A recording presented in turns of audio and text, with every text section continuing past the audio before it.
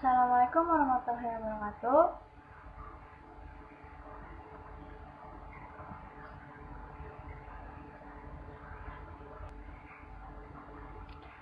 Perkenalkan, nama saya Devi Novitasari dari Fakultas Ekonomi dan Bisnis jurusan Akuntansi Universitas Mercubuana. Di sini saya akan menjelaskan mengenai ekuitas saham. Model perseroan. Ada 3 kategori ekuitas. Itu ada modal saham, tambahan modal di sektor, dan laba ditahan. Namun pada kesempatan kali ini saya hanya akan membahas tentang modal saham. Ekuitas pemegang saham dalam satu perusahaan umumnya terdiri dari sejumlah besar unit atau lembar saham. Setiap saham memiliki hak dan keistimewaan tertentu yang dapat dibatasi oleh kontrak khusus pada saat saham diterbitkan. Hak setiap saham yang pertama, untuk membagi laba dan rugi secara profesional. Yang kedua, untuk ikut serta dalam manajemen secara profesional. Yang ketiga, untuk membagi aktiva perusahaan apabila terjadi likuidasi secara profesional. Dan yang terakhir, untuk ikut serta secara profesional dalam setiap penerbitan saham baru dari kelompok yang sama, yang biasa disebut dengan hak istimewa. Hak ini untuk melindungi seorang pemegang saham dari kehilangan kepentingan kepemilikan di luar kemauannya. Namun banyak perseroan yang menghapus hak ini karena akan membuat perusahaan tidak dapat menerbitkan lebih banyak saham tambahan, seperti yang sering dilakukan ketika mengakuisisi perusahaan lain. Penerbitan saham dengan nilai pari. Untuk memperlihatkan informasi tentang penerbitan saham dengan nilai pari, akun harus diperhatikan untuk masing-masing kelompok saham berikut. Yang pertama, saham preference atau saham biasa menunjukkan nilai pari saham perseroan yang diterbitkan itu berada di sisi kredit ketika saham pertama kali diterbitkan. Yang kedua, modal di sektor yang melebihi nilai pari atau tambahan modal menunjukkan nilai pari yang disetor oleh pemegang saham sebagai pengganti saham yang diterbitkan. Yang kedua, ada penerbitan saham tanpa nilai pari. Banyak negara bagian mengizinkan penerbitan modal saham tanpa nilai pari.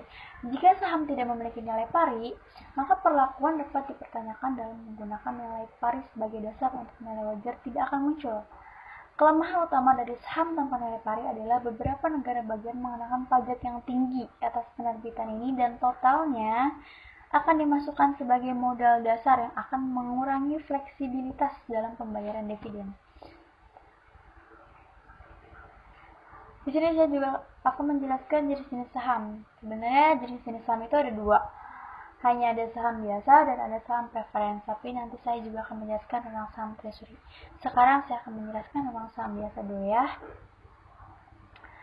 Saham biasa adalah suatu sertifikat yang memiliki fungsi sebagai bukti kepemilikan suatu perusahaan dengan berbagai aspek penting bagi perusahaan. Pemilik saham akan mendapatkan hak untuk menerima sebagian pendapatan tetap atau dividen dari perusahaan, serta kewajiban menanggung resiko kerugian yang diderita oleh perusahaan. Saham biasa mewakili klaim kepemilikan pada penghasilan dan aktiva yang dimiliki perusahaan. Karakteristik saham biasa yaitu memiliki hak suara pemegang saham. Itu dia dapat memilih dewan komisaris. Selanjutnya, dia memiliki hak didahulukan bila organisasi penerbit menerbitkan saham baru. Dan yang terakhir, tanggung jawabnya terbatas pada jumlah yang diberikan saja. Berikut ini merupakan contoh saham biasa atau yang biasa disebut dengan common stock. Oke, next saya akan menjelaskan tentang saham preference. Saham preference adalah saham yang pemiliknya akan memiliki hak lebih dibanding hak pemilik saham biasa. Pemilik saham preference akan mendapat dividen lebih dulu dan memiliki hak suara lebih dibandingkan pemegang saham biasa seperti hak suara dalam pemilihan direksi. Sehingga jajaran manajemen akan berusaha sekuat tenaga untuk membayar ketepatan pembayaran dividen preference agar tidak lengser. Karakteristik saham preference yang pertama yaitu memiliki berbagai tingkat yang dapat diterbitkan dengan karakteristik berbeda. Yang kedua itu tagihan terhadap aktiva dan pendapatan itu memiliki prioritas yang lebih tinggi daripada saham biasa dalam pembagian dividen. Oke. Yang ketiga, dividen kumulatif. Jadi bila belum dibayarkan di periode sebelumnya, maka dapat dibayarkan pada periode yang berjalan, dan itu lebih dahulu daripada saham biasa. Oke, dan yang terakhir adalah konvertibilitas. Konvertibilitas itu dapat diukur menjadi saham biasa bila kesepakatan antara pemegang saham dan organisasi penerbit itu terbentuk. Jadi bisa ditukar ke saham biasa. Oke. Berikut merupakan contoh saham preference atau yang biasa disebut dengan preference stock. Kita next. Nah, kita harus tahu nih perbedaan saham biasa dan saham preference. Walaupun sebelumnya kita udah lihat pengertian dan karakteristiknya, secara umum itu saham preference lebih didahulukan, ya. Cuma di sini saya akan memberikan perbedaan secara terperincinya apa aja nih selain saham preference itu lebih didahulukan gitu. Di sini yang pertama, pembayaran dividen pada saham biasa dibayarkan sesudah pembayaran dividen pada saham istimewa atau saham preference. Nah, pada saham preference, pembagian dividen itu dibayarkan sebelum dividen saham biasa. Jadi, perbedaannya adalah saham preference dibayarin dulu, baru saham biasa dibayarin. Salah. Maksudnya adalah, maaf. Jadi, pembagian dividen yang memiliki saham biasa itu bisa dibilang agak belakang ya, jadi yang didahulukan itu saham preference. Perbedaan kedua, dividen kemungkinan bisa bertambah bila perusahaan untung lebih banyak pada sisi saham biasa. Oke. Pada sisi saham preference, dividen tidak akan bertambah walaupun perusahaan itu memiliki keuntungan yang banyak sekali. Yang ketiga, kemungkinan kenaikan harga saham lebih cepat pada sisi saham biasa dan akan lambat kenaikannya pada sisi saham preference. Dan yang terakhir adalah para pemegang saham biasa itu memperoleh atau memiliki kesempatan lebih kecil untuk mengambil kembali sebagian investasinya jika perusahaan itu jatuh pailit atau collapse ya. Sedangkan saham preference itu memiliki kesempatan yang lebih besar untuk memperoleh kembali sebagian investasi jika perusahaan itu jatuh pailit atau collapse. Oke. Jadi saham preference itu pembagian dividennya lebih didahulukan, terus dividennya tidak akan bertambah mau seuntung sebesar apapun keuntungannya gitu. Terus kenaikannya juga akan lebih lambat. Kenaikan untuk harganya ya bakal lebih lambat, dan para pemegang saham ini memiliki kesempatan yang lebih besar untuk memperoleh kembali investasinya. Sedangkan pada saham biasa, pembagian dividen itu dibayarkan setelah saham preference. Terus dividennya juga akan bertambah jika perusahaan itu memperoleh keuntungan yang lebih banyak. Kemungkinan kenaikan harganya juga lebih cepat, dan para pemegang saham itu memiliki kesempatan yang lebih kecil untuk memperoleh kembali investasi yang udah diberikan kepada perusahaan jika perusahaan itu jatuh pailit atau collapse. Ya, di situ udah jelas sedikit ya perbedaannya. Nah, di sini saya akan memberikan contoh penerbitan saham secara tunai. Pada tanggal 12 Desember 2009, PT Alibaba menerbitkan dan menjual secara tunai 1000 lembar saham preference dengan nilai pari 1.400 dan harga jual 1.700. Yang kedua, 5.000 lembar saham biasa dengan nilai pari 600 dan harga pasar 800. Jumlah saham yang diotorisasikan untuk saham preference adalah 3.500 lembar dan 8.000 lembar untuk saham biasa. Nah, di sini kita diminta buat bikin ayat jurnal yang diperlukan buat mencatat transaksi tersebut, ya kan?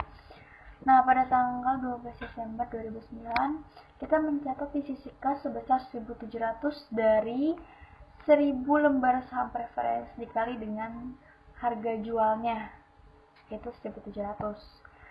Dan kita mencatat di sisi saham preference sebesar 1.400 dari 1.000 lembar saham dikali dengan nilai pari 1.400. Nah, range perbedaan dari harga jual dan nilai pari ini sebesar 300, dan kita memiliki keuntungan. Makanya kita mendapatkan agio saham preference sebesar 300.000. Dari selisih ini, harga jual dengan nilai pari dikali dengan lembar saham yang diterbitkan dan dijual. Oke. Untuk case yang kedua adalah 5.000 lembar saham biasa dengan nilai pari 600 dan harga pasar 800. Di sisi kasnya kita mencatat sebesar 4 juta. Ya, 4 juta ini dari 5.000 lembar dikali dengan 800 harga pasarnya. Nah, pada sisi saham biasa kita mencatat sebesar 3 juta dari 5.000 lembar dikali dengan nilai pari 600, dan kita mendapatkan keuntungan sebesar 200 dari perbedaan harga pasar dan nilai pari, oke, dikali dengan 5.000 lembar, jadi 1 juta ya. Next ke contoh berikutnya. Di sini ada contoh penerbitan saham untuk memperoleh barang atau jasa. Asumsi bahwa pada 20 Desember PT Alibaba tuh memperoleh seperangkat peralatan di mana harga pasarnya sulit untuk ditentukan. Dalam pertukaran ini, PT Alibaba menerbitkan 12.000 lembar saham biasa yang bernilai 525 per lembar. Saat ini saham tersebut memiliki harga pasar sebesar 634 per lembar. Di sini kita diminta untuk pencatatan akhir jurnalnya itu seperti apa, gitu ya. Pada sisi peralatan, kita mencatat sebesar 7.608.000 yang diperoleh dari 12.000 lembar saham, ya. Karena kita nggak tahu nih apa peralatan itu harga pasarnya berapa gitu, dan ternyata ditukerin lah sama lembar saham sebanyak 12.000 lembar saham. Nah, dikali sama 634. Oke. Jadi 7.608. Nah, pada sisi saham biasanya kita mencatat sebesar 6.300 yang diperoleh dari 12.000 lembar dikali 525. Nih, dikali dengan nilai parinya. Dan kita mendapatkan agio sebesar 109 dikali dengan 12.000, totalnya adalah 1.308.000. Oke. Saya juga akan menjelaskan saham treasury. Oke. Saham treasury merupakan saham yang tidak digolongkan ke dalam aset dan mengurangi nilai aset bersih. Aset bersih itu total aset dikurangi dengan total hutang. Itu namanya aset bersih. Oke. Berdasarkan pengertiannya, karakteristik saham treasury berbeda dengan saham preference dan saham biasa yang dimiliki oleh perusahaan. Nah, pembelian saham, pada saat pembelian saham treasury kita itu diberikan dua metode. Yang pertama adalah metode biaya dan yang kedua adalah metode nilai pari. Metode biaya itu menghasilkan pendebetan akun saham treasury untuk biaya reakuisisi dan sebagai pengurang dari total modal disetor dan laba ditahan di neraca. Sedangkan metode nilai pari mencatat semua transaksi saham treasury pada nilai parinya dan melaporkan saham treasury hanya sebagai pengurang atas modal saham. Jadi pada saat kita menggunakan metode biaya, harga pembelian itu atau nominal pembeliannya itu mengurangi dari total modal disetor dan laba ditahan di neraca. ketika kita menggunakan metode nilai pari, pengurangnya hanya pada modal saham aja. Tuh. Di sini saya akan memberikan contohnya pada saat pembelian saham treasury.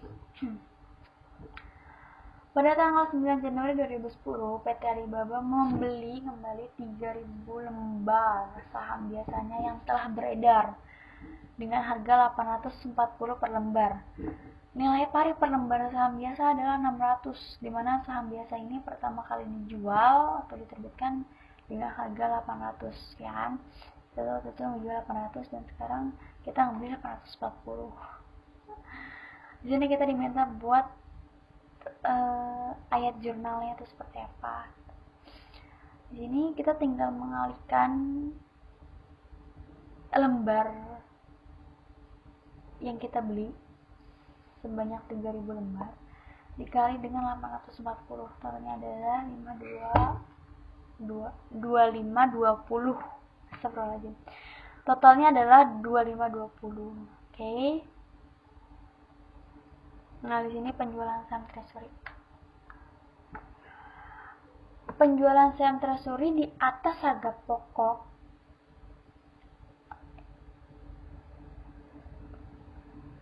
dan penjualan saham treasury di bawah harga pokok. Apabila harga jual saham treasury lebih besar, harga jualnya itu lebih besar daripada harga pokoknya, maka perbedaan itu dicatat di kredit ke modal disetor dari saham treasury. Dan apabila harga jual saham treasury di bawah harga pokoknya, maka perbedaan itu dicatat di sini, debit ke modal disetor dari saham treasury. Oke.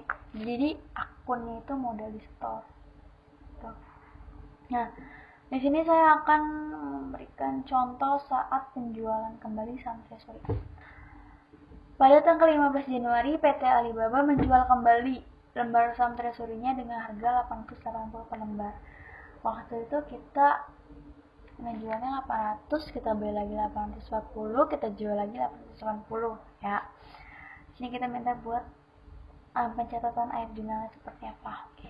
Pada sisi kas kita mencatat sebesar 1.056.000 yang diambil dari 1.200 dikali dengan 880. Pada sisi saham treasury kita mencatat 1.008.000 rupiah dari 1.200 dikali 840. Dan pada akun modal disetornya mencatat sebesar 48.000 dari perbedaan 880 dan 840 dikali dengan lembar sahamnya gitu ya. Dividen dan jenis-jenisnya. Dividen adalah pembagian laba perusahaan kepada pemegang saham berdasarkan banyaknya jumlah saham yang dimiliki. Jenis-jenis dividen. Yang pertama ada dividen tunai. Dividen tunai merupakan pembagian hasil secara tunai. Terkadang, perusahaan membayar dividen 2-4 kali untuk membayar dividen selama setahun. Yang kedua ada dividen properti. Dividen properti merupakan pembayaran dividen melalui aktiva selain kas. Perusahaan melakukan pembayaran semacam ini dikarenakan sedang mengalami kekurangan kas, dan metode jarang sekali dilakukan karena sangat rumit. Yang ketiga ada dividen likuidasi. Dividen likuidasi ini sama dengan pengembalian modal dari perusahaan kepada pihak pemilik atas kebangkrutan suatu perusahaan, sehingga perusahaan tidak lagi mempunyai utang dan permasalahan terhadap pihak pemilik. Dan yang terakhir ada dividen saham. Dividen saham merupakan pembagian hasil dalam bentuk saham yang secara otomatis akan menambah jumlah saham pada pemilik saham. Semoga apa yang saya sampaikan ini bermanfaat dan bisa diterima dengan baik. Terima kasih. Assalamualaikum warahmatullahi wabarakatuh. 20 menit guys.